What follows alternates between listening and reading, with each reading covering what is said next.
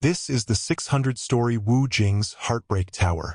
The higher you go, the stronger the monsters become. Each floor is a small world in itself. While enduring a 20% gravity buff, after the plane killed the Foundation Wolf Demon on the 300th floor, the NPC Tada warned Duanfei that continuing to the next floor would add new negative status effects. Duanfei hadn't expected the gravity buff to be so difficult. Since there was still time, he decided to check what the negative status effects were and arrived at floor 301. The sky was stained blood red. The negative buff here was that it prohibited the use of supernatural abilities, but the reward was a triple boost of evolution points. At this moment, a crazed, blood-red wolf demon appeared, indicating a test of physical strength.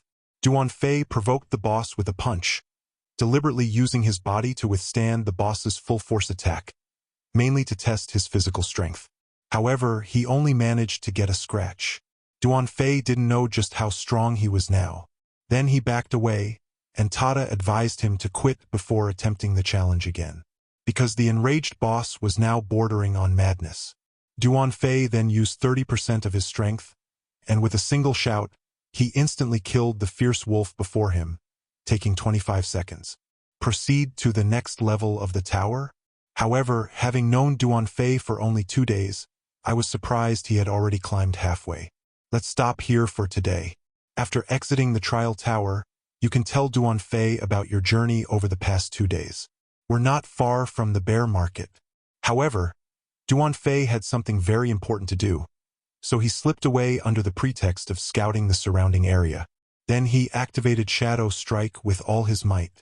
10 minutes later, he arrived at a bar. Along seemed to sense something. Spade, add a glass. We have a customer. Turned out this was Along's team's base. Duanfei then ordered a glass of water and said to Along briefly, "I'm here because of New Moon.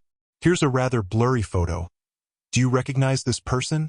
Spade stared at the photo for a moment, while Along's expression turned serious, speechless, but he said, "I've seen it before." Duanfei immediately stood up excitedly and asked, "Where is it?" The seriousness on Along's face instantly vanished. "Duanfei's photo is so blurry we might be mistaken. Let me go check first. But I have a mission to perform right now that can't be interrupted, so I need you to go and do it for us." After agreeing to meet Along's team again the next morning, Duanfei left with the mission sheet. The location wasn't far. The target of the mission was the Natural Disaster Organization, which made Duanfei very curious about what kind of organization it was. After Duanfei left, Along covered his head, his face extremely pale.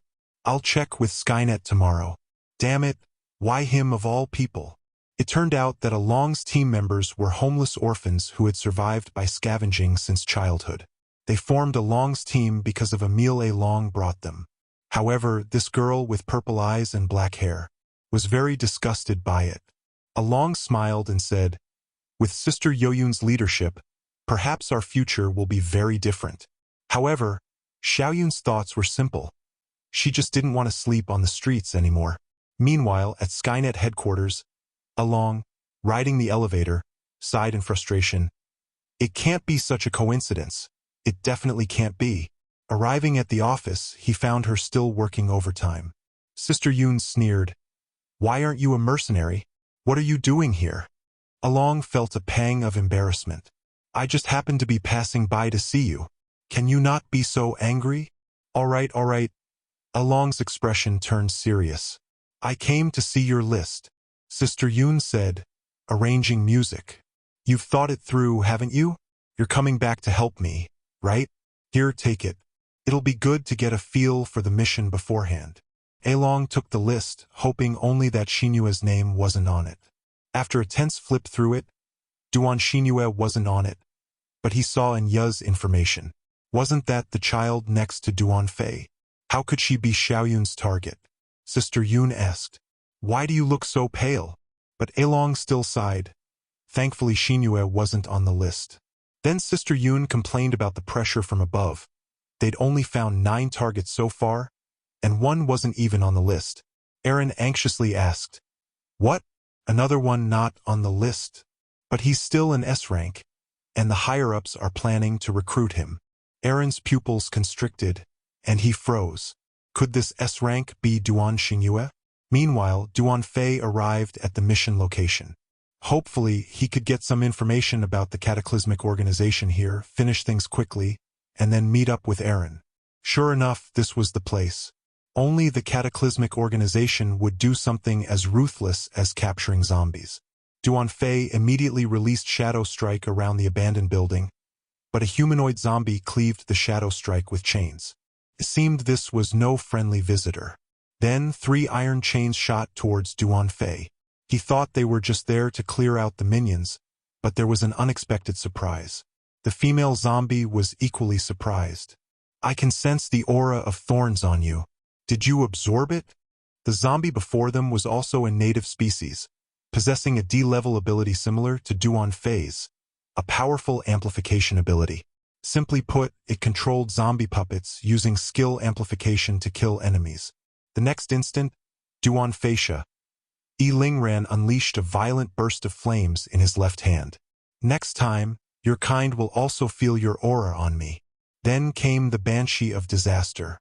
She commanded the puppet to pounce on Duan Fei. This kind of trash wasn't worth a second thought. It was just living evolution points. Meanwhile, in the prison of the disaster headquarters, Along secretly infiltrated to search for Duan Xingyue. Upon seeing a glimpse of silver hair in the darkness, Along's mind went blank. The girl turned her head wearily, her hands covered in wounds, indicating she had suffered some kind of torture. His eyes were empty, filled with despair and sorrow. "Are you Duan Xingyue? The one Duan Fei has been searching for?"